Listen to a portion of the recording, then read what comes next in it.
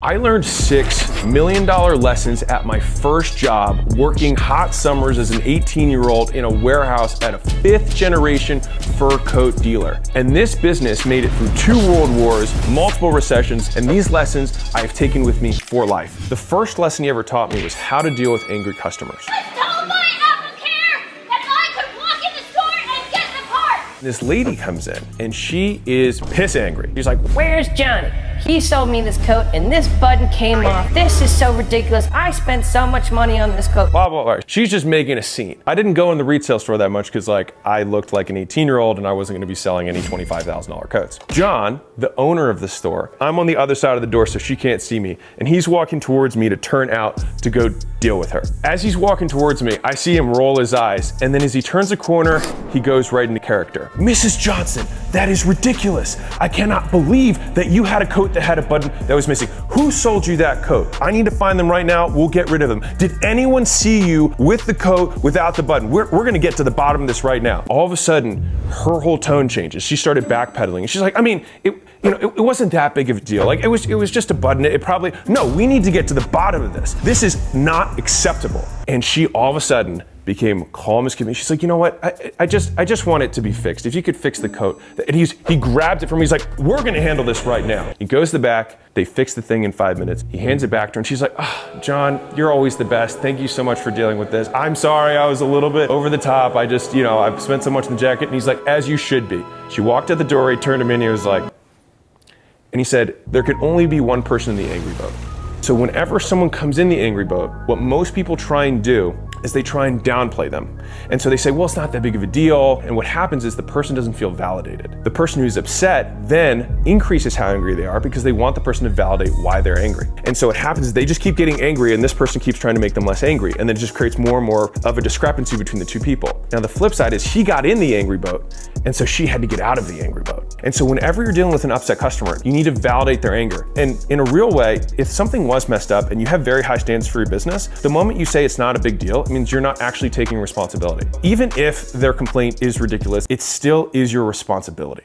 And so you have to take ownership of it because the alternative is you don't, and you never get better. The second lesson he taught me was about creating a new product. They realized that in the summer, they never had any demand because people aren't trying to buy fur coats in the summer. And they're like, what can we sell to people during the summer? And so they came up with a genius idea. We'll store and condition the coats for them. As they sold every single customer a coat, they said, "Hey, every year, make sure during the summer when you're not using the coat, you bring it back here. We can repair any damages, we can sew things up, we can condition the fur, and we can make it last 2, 3, 5 times longer so you can pass it on to the next of kin." And then he would give this a little analogy. He's like, right, if you're gonna buy a $50,000 car, you'd pay $100 a month for insurance. It's the same thing here. So he created this analogy that compared fur coats, which people didn't understand as well, to a car, which was something they did. And so what happened is overnight, he created what I would consider an insurance product. Insurance products don't actually have to be insurance. You can charge people for the safety that whatever they just bought will continue to provide value for a longer period of time. And the cost to deliver on this was so low because we had 1, 18-year-old, 2, air conditioning, 3, storage facility. And the upsell was, lesson 3, was getting people to say yes by saying no. When I first learned no-based selling, I actually learned it from this job when I was 18. Storage is the first core thing, which is I just hang your coat up and I keep it air conditioned. And the upsell is I'll also brush it and I'll fix it and I'll do these other things. And so when they would call up customers and they'd say, "Hey, do you want to turn in your coat for the summer?" What they did was say, "Hey, we're gonna store and condition the coat. You don't want anything else, do you?" And they would say, no, I don't want anything else. And so implied in that, they got them to say yes to storage and yes to conditioning the coat. Pretty slick.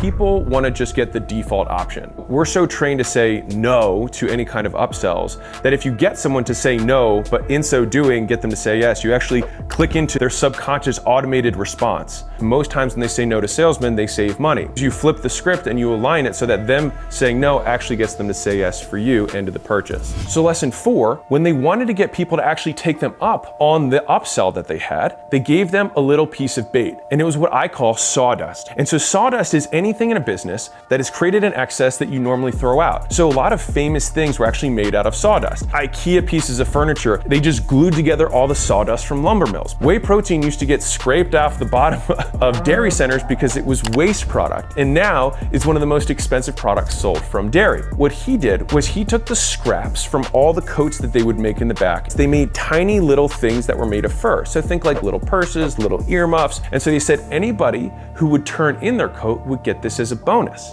They gave away something that cost them nothing, that people still perceive value, as bait to get people to come in and actually take the upsell. What's even more, when people did come to turn the thing in, they would actually say, well, you want to store that too, right? And they would say yes, and then they would charge them for that. Even though they got the product for free, the storage didn't come free. And if people are listening to this, if you're listening to this and you're a consumer, you have to get around the like, someone selling me something makes them evil. Capitalism is the only system where both people say thank you after an exchange. It means both parties are better. And if someone threatens you, that's different. That's just a form of robbery. But if I say, would you like this thing? And the other person says yes, and they give me money and I give them the thing, no harm was done. If someone didn't want to store the earmuffs, then they didn't have to, and they just got it for free, which is a benefit, and for the business, just a cost of doing business to get the person in the door. How he was able to double the amount of coats people would buy. The first was he said, no dealers. Everyone who's a consumer thinks, oh, these must be great deals, that's why dealers aren't allowed. Once they got in, there was a sign on the door that said limit 2 coats per customer. They're like, oh, there's a limit, I have to use up this scarce resource. On top of that, they would have multiple strike downs on the price. It said final price, all sales are final. And he purposely let people in on a single file line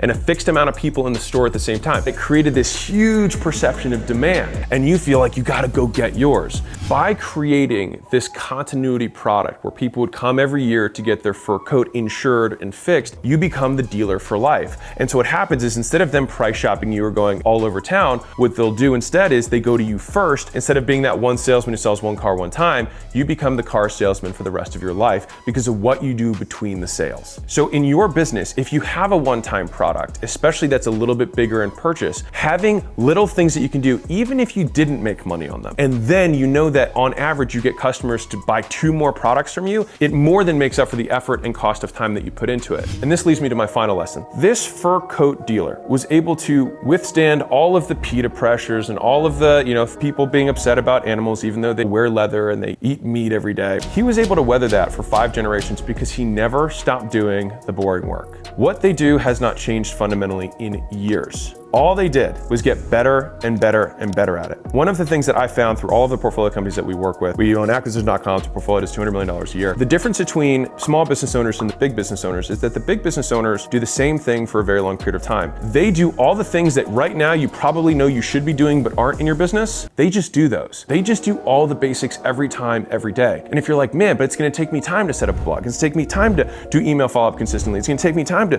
create content. It's gonna take me time to build a sales team. Yeah, those are all the things that you probably know you should do, and they take time, which is why building a business that's big takes big time, but it also creates even bigger outcomes.